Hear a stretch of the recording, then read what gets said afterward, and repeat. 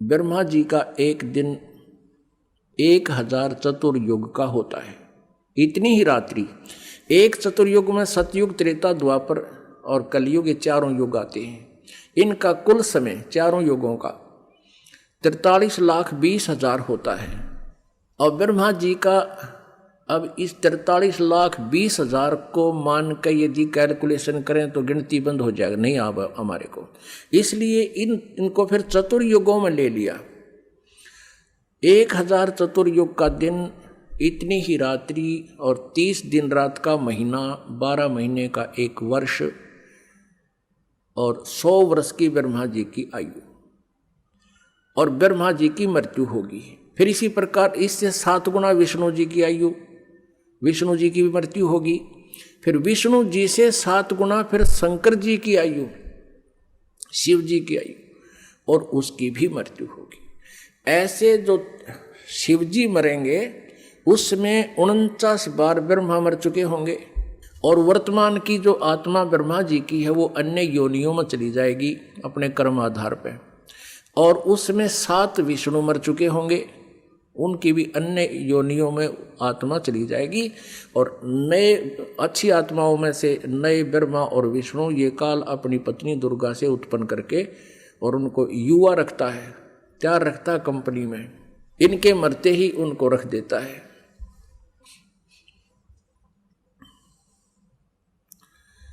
और फिर 49 बार विष्णु की मृत्यु के बाद एक तमोगुण शिव की मृत्यु होगी, काल के पुत्र शिव की मृत्यु होगी।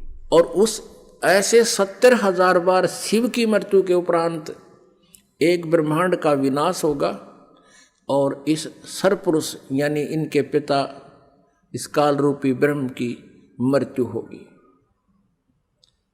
अब ये कहता चौथे अध्याय के 9वें श्लोक में गीता जी में कि मेरे कर्म और जन्म अलौकिक है। अब ये कैसे जन्म अलौकिक है? यहाँ मृत्यु होगी, मरते समय पूरे ब्रह्मांड में आग लगेगी और दुर्गा भी मरेगी और ये भी मरेगा और सबके शरीर ऐसे जलेंगे क्योंकि इनका शरीर हमारे से काफ़ी मजबूत मटेरियल का है।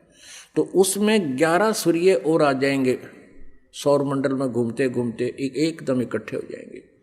एक का सूर्य की कितनी होती है और 11 सूर्य और बिल्कुल निकट आ जाएंगे। उस समय इतनी भयंकर आग लगेगी न पटाखे से फूटेंगे, सब पृथ्वी ये सभी तत्व नाश में आएंगे।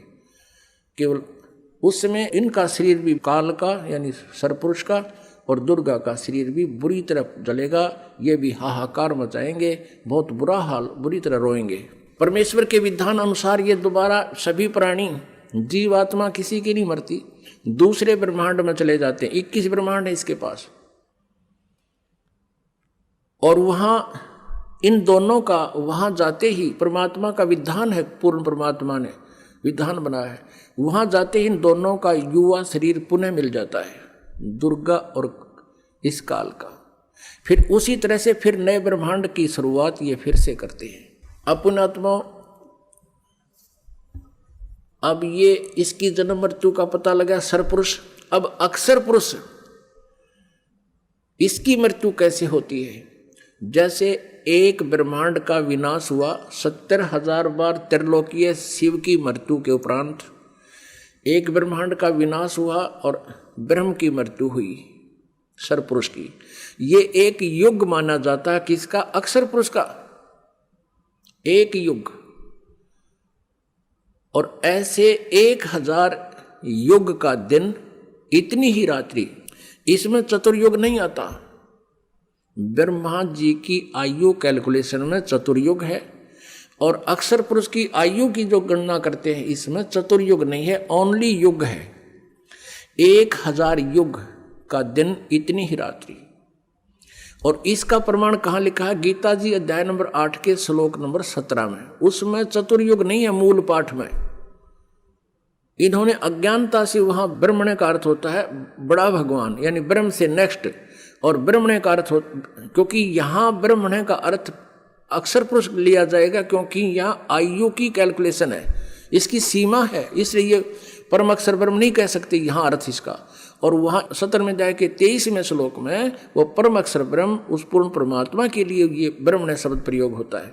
तो अनुवादकर्ताओं ने 8वें अध्याय के 17वें श्लोक में ये भी यहाँ भी गलती कर रखी है, चतुर्युग लिख दिया और ब्रह्मा की आयु बता दी। नहीं, अब 1000 युग जो बनते हैं ऐसे एक ब्रह्मांड के विनाश में और एक काल की मृत्यु होती है सरपुरुष की, वो एक युग बना अक्षर पुरुष का। और ऐसे 1000 युग का दिन, इतनी ही रात्रि, ऐसे 30 दिन रात का एक महीना, 12 महीने का वर्ष, और इस प्रकार बने हुए 100 वर्ष की आयु है इस अक्षर पुरुष की। अब इसको अक्षर पुरुष को अविनाशी इसलिए कह जो इतनी लंबी उम्र, इसलिए गीता जी अध्याय नंबर 15 के श्लोक नंबर 17 में कहा कि उत्तम पुरुष तो अन्य परमात्मा इति उदाहरते, यह लोकतरम आविश्य विवर्ती अव्यय ईश्वर है, वो अविनाशी परमेश्वर है जिसकी कभी मृत्यु नहीं होती, जिसकी आयु की कोई सीमा नहीं है। इसलिए गीता जी अध्याय नंबर 18 के श्लोक नंबर 62 और 66 में कहा कि अर्जुन तू सर्वभाव से उस परमेश्वर परम अक्षर ब्रह्म की शरण में जा, जिसकी कृपा से तू सनातन परम धाम को प्राप्त होगा, शाश्वतम स्थानम और परम शांति को प्राप्त होगा।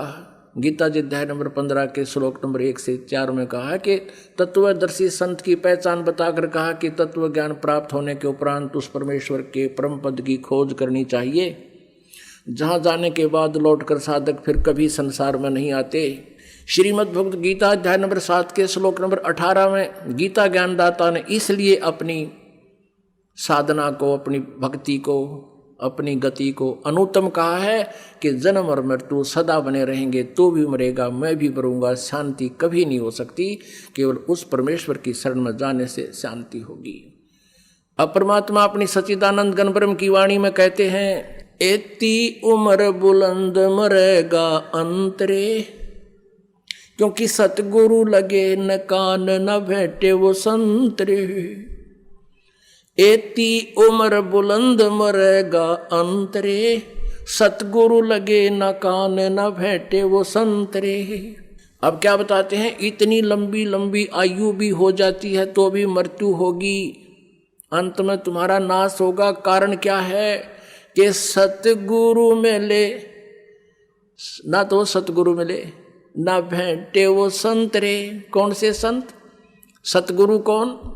सतगुरु सोए सत शब्द बतावे, और गुरु कुछ काम न आवे। सत शब्द जो सच्चा नाम, सच्ची साधना बताता, वो सतगुरु।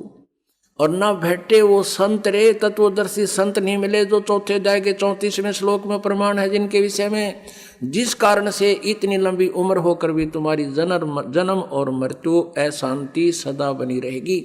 इसलिए परमेश्वर ने कहा कि समझा है तो सिर धर पाओ, बोर नहीं रे ऐसा दाओ। बोलो सतगुरुदेव।